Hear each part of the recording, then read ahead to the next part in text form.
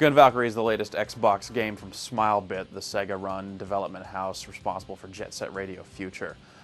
It's in many ways your basic third-person action game. It's level-based. You run through levels with set objectives like clearing a stage of enemies or just merely getting to the end of a level. What makes the game different is that it revolves around a jetpack, so you're constantly kind of flying around.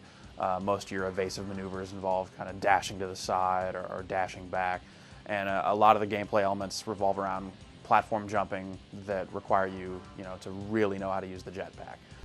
It'd be pretty cool, and in a lot of ways it is a cool game, but the control really gets in the way more than it should. There are a few things that really stick out as just feeling kind of sloppy.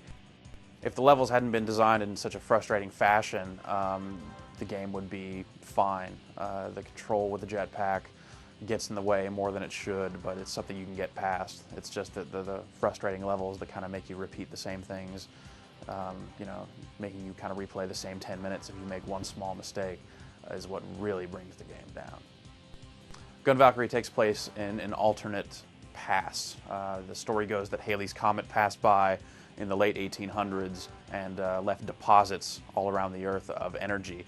A doctor harnesses those deposits, and from that energy they're able to kind of move forward scientifically a lot faster than is actually true. So the game takes place in 1906, but there are jetpacks and space travel and all this crazy stuff. You're a member of the British Empire, and one of your colony planets has kind of gone silent. Turns out it's been replaced with perhaps gaming's most overused enemy, the giant alien bugs. So you have to go to the planet, find out what happened to this doctor, because he's missing too, and he's apparently evil, and crush all these alien bugs that are giant and bugs. So level to level you'll be facing spiders, and a lot more spiders.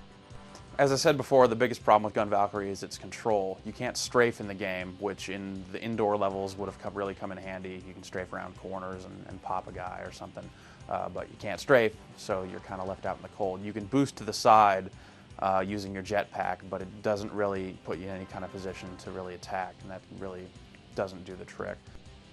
Also, the look stick, which is the right analog controller, really only looks in small doses. It doesn't make your character turn at all, so you're really kind of limited as to how you can aim and how you can shoot things by where you're currently pointing.